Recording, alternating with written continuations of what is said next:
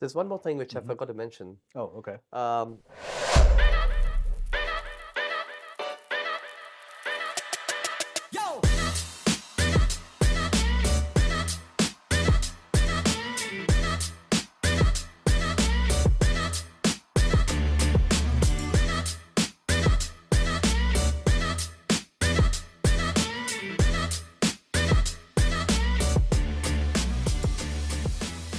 All right, everyone. Welcome back to the Absolute Sound Show. It's Marco over here for marketing, and I'm here today with Anand, our home theater specialist. Hi guys. And thank you very much for coming back for episode 4. There's one more thing which I forgot to mention. Oh, okay. So when we talk about screen materials, there are certain screen materials which are perforated. Perforated. Meaning Okay. there are very small holes in the screen material. The purpose of that is if somebody wants to have an absolutely immersive movie experience, you end up hiding your speakers behind the screen. All right, so now let's move on to something that I'm sure most people have at home, which is a TV, right? Specifically TV screens. Like what are the, I guess, the things you need to think about if you're deciding to go with a TV for home theater as opposed to a projector? Okay, so I would say technology has really moved on a long way. So gone are the days where you used to have the big boxy TV, which is referred to as a CRT. Oh, yeah. I remember Right? that. Then we had those big TVs, which are rear projection TVs from brands like Sony, Bravia, Yeah. Carrera Basso. Like the fridge size The fridge TV size, almost, right? exactly. But now people talk about OLED or GOLED. There's a lot of So different- there's a lot yeah. of difference. So you'll come across a technology called OLED, and then you'll come across a technology called QLED. So OLED are self-emitting LED versus QLED is like, for instance, you have a backlit panel which is lighting up the entire screen. I see. Okay. In terms of picture quality, of course, I would say the OLED is superior personally versus the QLED. I see. So I would say based on the price point and what is comfortable with, both do a decent job. So is there like any particular, pricing for OLEDs versus QLED? Like, is it more expensive for an OLED, or like how do people usually decide on that? Is it like a personal preference thing? I would say it's more of a personal preference. One is thinner than the other. Your QLEDs are normally thicker. Your OLEDs are much slimmer, if I'm not mistaken. Of course, there would be a slight difference in price points. But what we really want is the resolution. So if one can go for a proper 4K versus a 2K, it makes a difference. And most of the normal houses, a decent 75-inch TV, I would say, fits most of the spaces. Gone are the days where a 65-inch TV used to look huge, whereas nowadays the same 65-inch TV looks petite in the same space. So is there a particular minimum distance your TV should be if it's of a certain size? There are some rule of thumbs, there are some calculations, but personally I would say go with what you feel you're comfortable with based on your couch and where you plan to place the TV and where do you plan to watch it from, because sometimes behind your couch you could have your dining area and you're sitting on your dining and you still want to watch. Yeah. So when you're sitting on your dining behind, though it's be it a secondary sitting location, does that screen become too tiny versus sitting on the couch and watching it from the same location? I see. Okay. And does the mounting play a part in the overall experience? Like, does it matter? Oh, if it's- definitely. Oh, definitely. What you want is when you're sitting down, at least when you're looking towards the center of the screen, you should be able to, tilt your head at a 15-degree angle and still be comfortable. Not that you're literally looking up and your Upward. TV is mounted way too high based on the size. So, when you're sitting on the couch, be it a low couch or a standard couch, try to have eye level towards the level. center, Okay. but the slight, Slight tilt upward. slight tilt upwards, Okay. because when you sit down in the beginning, you're sitting down straight. Yeah, you don't want to be yeah, like but hunching after, over. yeah, but after looking- some time, you basically slouch. Okay. So a slight angle always helps.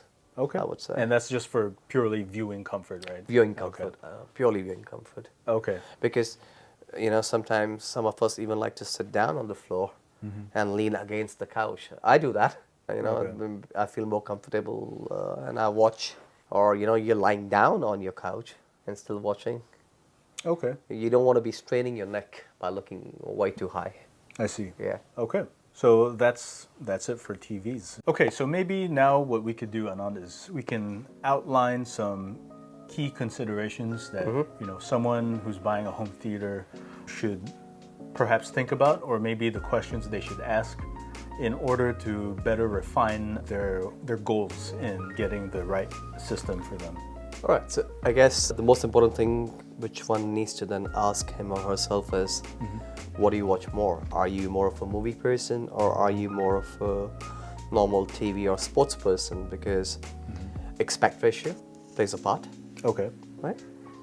If you are both, then of course you can go for a normal 16:9 screen, which one needs to, I would say, make do with having slight bars on the top and the bottom when you're watching movies. But when you're watching your everyday content, it basically helps.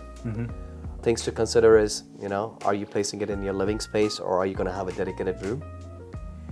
Based on those two spaces, do we have a decent high ceiling, or do we have a low ceiling? Because if you have a high ceiling, you can go for a 16:9 screen, which could be immersive enough and still enjoy a nice, decent 120-inch or 100-inch image.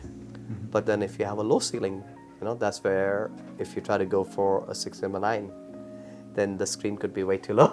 Oh, I see. All right, Okay. because your ceiling doesn't allow, let's say 2.4 or 2.6. Is that because of maybe having a false ceiling, or is it usually in some? In some spaces, like maybe a basement, for instance, Oh, I see. Okay. where your ceiling might not be too high, but the room is big and you wanted to make it immersive. So in this scenario, you're left with what we call a CinemaScope, a wide screen, which could give you, wall to wall, exactly like a theater effect Okay. at the comfort of your own space. You also need to consider, where are you planning to mount the projector, because based on what kind of screen size you want. Because maybe your placement of your projector is not further back, but you wanted a wide, big image. Is the projector able to give you that bigger size? Is the imaging uniform, which is the amount of brightness? Is there any light in the room which is affecting the picture quality?